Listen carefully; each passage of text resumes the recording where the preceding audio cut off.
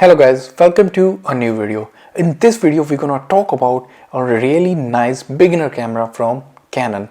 So the camera that I'm gonna talk about is Canon 1100D. This camera is almost 11-year-old and this features a 12 megapixel sensor. But can this camera still get great results in 2022 and beyond or not? We will figure out in this video.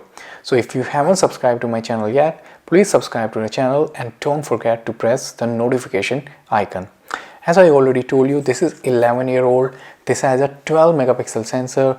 The frame per second on this camera is just 3 frames per second. So it is not the best camera when it comes to wildlife, action and sports photography.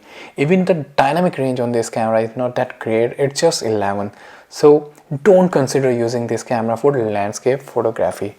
However, this camera still takes really nice images. The photos that come out of this camera looks really nice. The colors look very natural, as is the case with most of the Canon cameras. If the ISO range of this camera is discussed, it goes from 100 to 6400. So not very high, but it does great job even in low lighting situation. If you are shooting in the evening and if you have some decent amount of light in your room, it can take really nice photos. If you are using the 50mm f1.8 lens, then it would be even better. If you are using this in low lighting situation, then you can get better, cleaner images with lower ISO, and also you can get that depth of field, shallow depth of field with nice background blur. If I talk about the weight of the camera, it's around 490 grams and it's pretty lightweight, but it feels really nice in your hands. The ergonomics are really very nice on this camera. The buttons and the menus, they are really nicely designed. So if you are a beginner, you won't have any trouble trying to navigate and trying to find the settings. You can very easily start using this camera in just a matter of couple of hours. The LCD screen on the back of the camera is 2.7 and the resolution is around 230K. So it is not very high resolution screen, but it does the job. Considering that this camera is almost 11-year-old, so going by that standard, it is still a decent screen. When you zoom in the image, you can still see a lot of details. And this is not a touch screen. All the navigation that you have to do are through these buttons and menus. Now let's talk about the video aspects of this camera. So this camera can shoot 720p movies, that is HD movies, which is not that great by today's standard because you need 4K movie or at least full HD movies. But this camera not only shoots just HD movies, but it lacks manual exposure control in making movie. So you cannot control the aperture, shutter speed, ISO. You basically cannot control anything. The only thing that you can control is the exposure compensation. So using the exposure compensation, you can either make the video brighter or darker. That is the only control that you have. If you want to control the video's focus, you have to either switch your camera to manual focus if you want to shift the focus from one place to another. So this is not the camera that I can recommend you for making YouTube videos or vlogging. Either you can go for Canon 1300D or maybe 550D. Those two cameras would be a much better choice compared to this camera if you are into making some cinematic videos or any kind of vlogs. Now let me show you how this camera looks from close-up. So from the back, the camera looks like this. As I already told you, this is not a touch screen. So all the navigation are using these buttons. From the top, as is the case with most of the Canon cameras, this has a smaller mode dial which you can rotate if you want to switch between different modes, and you have different buttons for controlling the ISO and all those things. On the bottom you have the battery compartment, and the SD card goes inside this battery compartment. So that is one thing that I didn't like about this camera. If we had the SD card somewhere on the side, like on this side, it would have been better. On this side you have the option to connect this camera to a laptop or a monitor. Overall, the build quality is pretty good and it feels nice in your hands. Now I'm gonna put onto the screen some of the photos that I've taken with this camera. To take these photos, I used this 1855mm kit lens, and most of the photos were taken in good lighting situation and some photos were also taken in low lighting situation, so you would be able to see for yourself how this camera performs when the lighting is really good, when the lighting is really bad. However, when I look at these photos, they look really nice. The colors and the contrast and everything directly out of the camera looks really nice. I really love the way this camera took the photos. Even some of the landscape photos look very nice.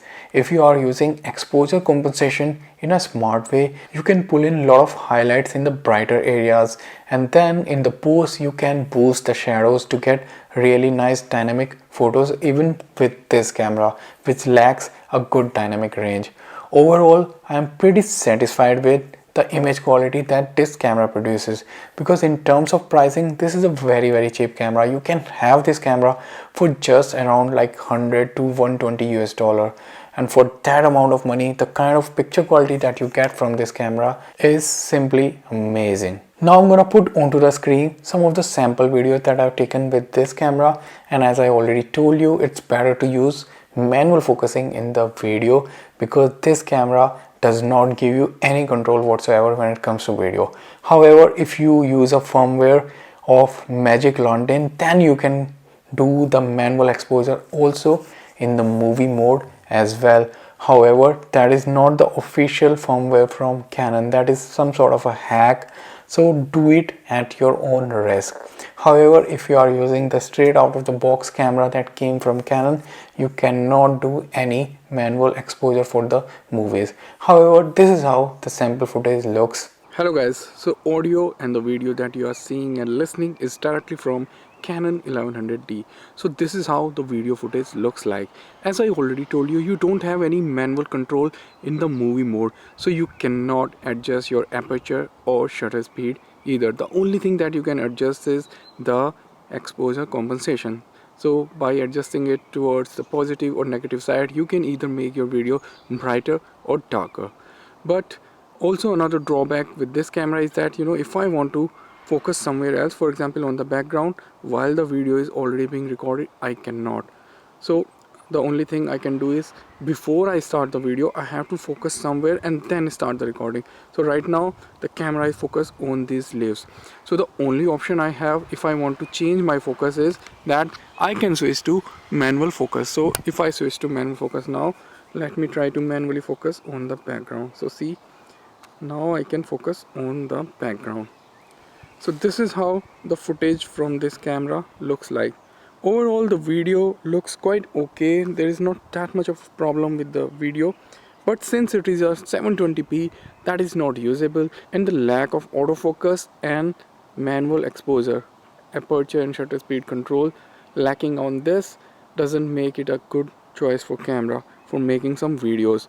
You cannot use this camera for making vlogs or YouTube videos. Now the final question, should you get this camera in 2022 or not?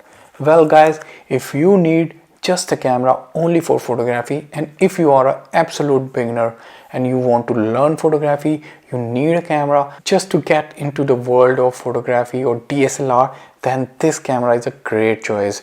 If you buy the 50mm f1.8 lens along with this, then you can get really nice portrait photos as well at a very cheap budget.